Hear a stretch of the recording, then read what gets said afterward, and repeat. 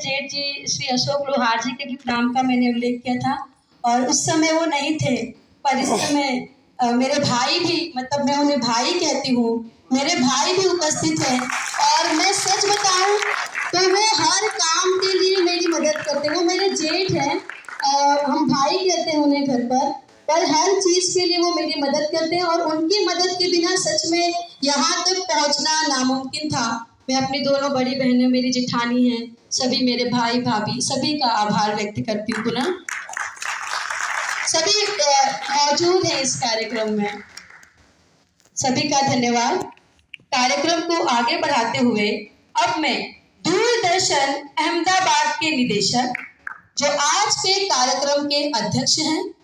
श्री धर्मेंद्र तिवारी जी से अध्यक्ष संबोधन के लिए निवेदन करती हूँ। सर, कृपया आप यहाँ आए।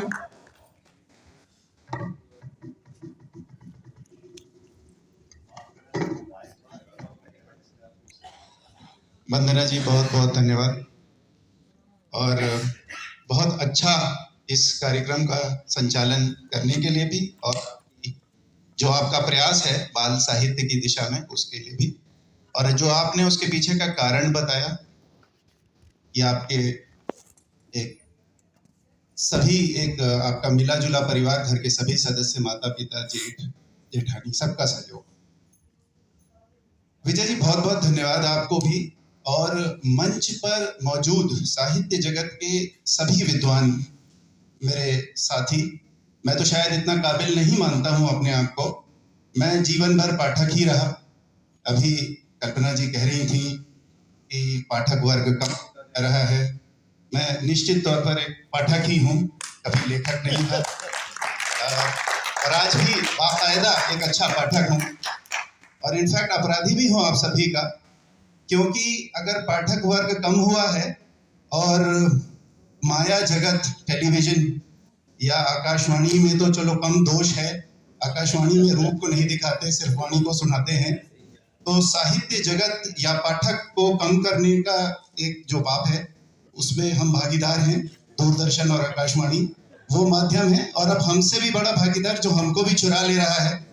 वो सोशल मीडिया है, जिसमें आई थिंक बुद्धि और समझ का विकास होने से पहले ही बाल मन को चुरा लिया जाता है। एक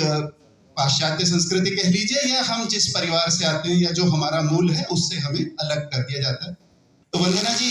जो साहित्य आपने लिखा है जिसकी अभी बात कर रहे थे विजय जी, निश्चित रूप से मेरे मन को छू गया, क्योंकि बहुत ही कम लोग हैं जो इस क्षेत्र में काम करते हैं। दूरदर्शन भी इस समय एक बाल सीरियल बना रहा है और हमारी भी यही कोशिश है कि बाल मन पर इससे पहले कि कोई दुष्प्रभाव पड़े और इससे पहले कि रूप के रंग में या किसी और सौंदर्य के चक्कर में वो फंसे, उससे पहले वो साहित्य जगत के माध्यम से चरित्र को समझे। जैसा कि जोशी जी ने अभी राम तो मेरे ख्याल त्रेता युग से आज तक चल रहा है, मोर देन 5000 सालों से ज्यादा। आज भी शायद ही कोई ब्रांड होगा जो हमने देखा राम ब्रांड को। तो मेरी नजर में तो राम वैज्ञानिक है, राम ही सब कुछ है, क्योंकि अगर राम नहीं है तो आज इतनी बड़ी चेतना का संचार, पूरे राष्ट्र का जुड़ना इतना संभव कैसे है। जब कुछ नहीं था, कोई मीडिया नहीं था, तब भी चरित्र की व्याख्या जो हुई और उस चरित्र को समझने का जो प्रयास इतने बड़े महाकाव्य में किया गया, अलग अलग कालखंडों में तात्कालिक सामाजिक परिस्थितियों को लेकर जिस प्रकार से समाज में चरित्र निर्माण किया गया, बाल मन को वो प्रेरणा दी गई कि आज भी भक्ति और एक श्रवण कुमार जैसा एक आइडियल हीरो, एक आदर्श नायक भारतीय संस्कृति में है, जो कोई भी बड़ा ऑफर मिल जाए मल्टीनेशनल कंपनी का, वो नहीं लेना पसंद करके अपने माता पिता को तीर्थ कराने में विश्वास रखता है। एक ऐसी संस्कृति हमारी है और हमारी भाषा भी ऐसी है और हमारे देश में ऐसे कई विचार और ऐसे कई संस्कार हैं जिनको जब हम बाल मन को पढ़ाते हैं और साहित्य उसमें बहुत बड़ी भूमिका निभाता है। और संस्कृत परिवार की जो भी भाषाएं थी वो देश के अनेक भूभागों में अपनी अपनी भाषाई वैविध्य के साथ जिनमें जो साहित्य रचा गया, उस साहित्य को आज के इस कार्यक्रम में मुझे आपने शामिल करा, इसके लिए बहुत बहुत धन्यवाद। विजय जी एक मेरे बड़े भाई समान है, दूरदर्शन में आप आते हैं